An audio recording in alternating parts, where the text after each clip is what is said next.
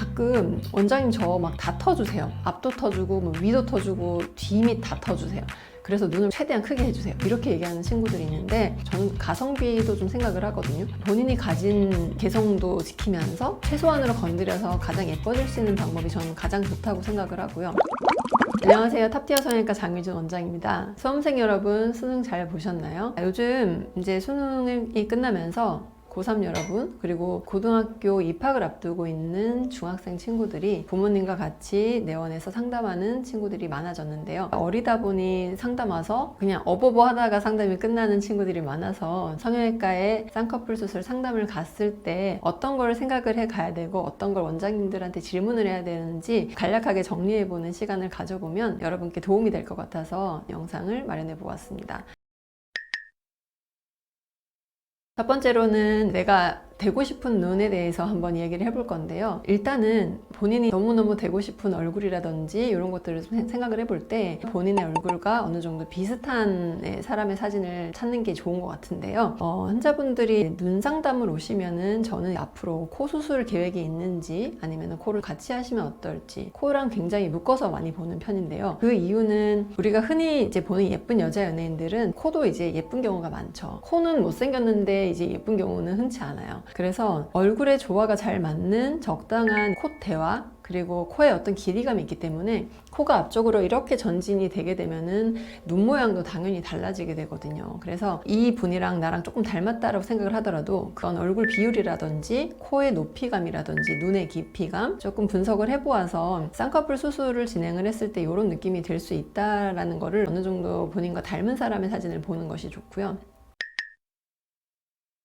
두 번째로는 피부의 두께감인데요. 제가 첫 번째 말씀드린 대로 얼굴 입체적인 부분에 있어서 좀 비슷하다 하더라도 아주 얇은 피부와 아주 두꺼운 피부 아니면 적당한 피부 그 세 가지로 나누었을 때 본인이 어느 정도에 해당되는지를 생각해 볼 필요가 있을 것 같습니다. 본인이랑 아무리 닮고 예쁜데 그분은 피부가 종이짝처럼 얇은데 본인은 일반 이제 남자분들보다 더 두꺼운 형태예요. 그렇게 되면은 수술 방법 같은 부분에 있어서 조금 달라질 수가 있는데요. 보통 어린 친구들은 비절개를 원하는 경우가 많아요. 근데 그런 경우는 좀 절개를 해야 되는 경우도 있고 피부 두께감에 대해서도 한번 생각을 해보면 좋을 것 같습니다. 세 번째로는 이제 쌍꺼풀을 하고 싶은 친구들은 쌍꺼풀 액이나 쌍꺼풀 테이프를 많이 붙여가지고 어머님께서 안 되겠다고 데려온 친구들이 되게 많은데요. 쌍꺼풀 액이나 테이프를 붙였을 때 쌍꺼풀이 잘 생기는 사람이 있고 아무리 붙여도 쌍꺼풀 자체가 생기지도 않고 테이프를 붙인 그 순간에도 쌍꺼풀이라는 게 안 생기는 친구들이 있어요. 그거에 따라서도 본인이 미리 좀 알아볼 수가 있는 거죠. 제가 이렇게 설명한다고 해서 진짜 쌍꺼풀 액을 많이 붙여보고 뭐 잘생기는지 안 생기는지 보아라 이런 뜻은 아니고요. 본인이 이제 이전에 붙였었다면 그걸로 좀 참고를 해볼 수 있다는 얘기인데요. 쌍꺼풀을 앞두고 있는 친구들은 쌍꺼풀이나 쌍태를 저는 하는 거를 추천드리진 않습니다. 네 번째로는 트림인데요. 가끔 원장님 저 막 다 터주세요. 앞도 터주고 뭐 위도 터주고 뒤 밑 다 터주세요.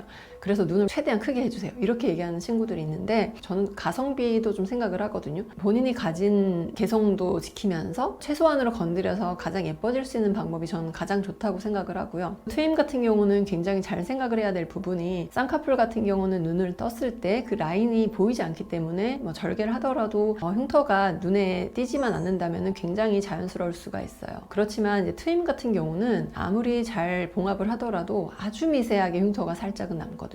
특히 이제 남성분들 같은 경우는 앞 트림을 하는 게 큰 이득인 경우는 저는 추천을 드리고 있고 해서 살짝 이득이거나 애매한 경우는 남성분들은 전 추천드리지 않고 있습니다. 특히나 이제 메이크업을 하지 않기 때문에 남성분들은 더더욱이 수술한 티가 안 나야 된다고 생각을 하고 어린 친구들도 쌍꺼풀 수술하면서 트림을 다 하는 것이 이득이라고 생각하는 경우는 생각을 다시 해볼 필요가 있어요. 그리고 디미트림이라는 수술인데요. 저는 개인적으로 디미트림보다는 앞트림을 좋아하는데요. 앞트림은 이제 동양인이 가지고 있는 특유의 그 몽고주름을 각도를 좋아지게 해줘서 내안각이 유지가 되면서 내안각의 각도가 좋아지는 수술이라면 그 디미트림이라는 수술은 그 외안각을 뒤쪽으로 좀 더 전진시키고 뭐 확장하는 수술인데요. 눈이 이제 함몰된 경우는 디미트림을 해서 좋은 결과가 나기가 힘듭니다. 그래서 가끔 디미트림 했는데 자기 효과 하나도 없었다고 이렇게 뭐 재수술 같은 거 상담 오는 친구들이 있는데 그런 분들 경우는 대부분 다 함몰 눈이세요. 그래서 동양인 중에서 디미트림을 해서 좋은 결과가 나온 경우가 흔치가 일단 않고, 그리고 외양각 쪽을 전진을 시켰을 때 다시 재발하거나 외양각이 돌아가는 경우가 많은 걸로 알고 있어요. 그래서 디미트림은 해서 효과가 아주 좋은 약간의 돌출을 갖춘 그런 이제 친구들만 하는 것을 추천을 드립니다.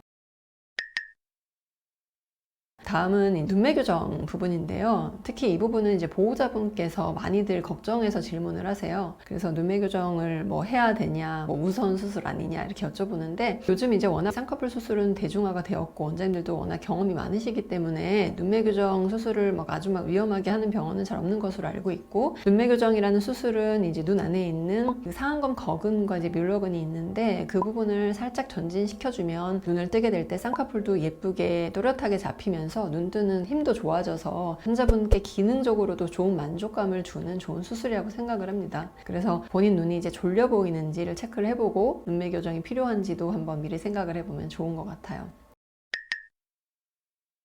마지막으로 환자분들이 생각을 해봐야 되는 부분이 수술 방법에 대한 건데요. 그냥 비절개는 무조건 좋은 수술이고 절개는 나쁜 수술이다, 이렇게만 생각하는 거를 조금 생각을 해보시면 좋은 것 같습니다. 절개를 할 때 막 과도하게 피부 절제나 근육 절제를 막 함으로 해서 함몰 흉터라든지 이런 게 심하게 이제 남게 되면 그게 문제지만, 절개 수술도 보존적으로 하게 되면 비절개와 비슷한 결과를 낼 수 있거든요. 그리고 비절개와 절개 이런 수술 방법보다는 오히려 저는 디자인이 되게 중요한 것 같아요. 인데요. 본인 눈의 조건에 따라서 쌍꺼풀의 높이감이라든지 깊이감이 결정이 되어야 된다고 생각을 하고, 이 부분은 이제 원장님과 같이 상의를 해서 본인한테 가장 적합한 라인을 찾는 게 중요할 것 같습니다.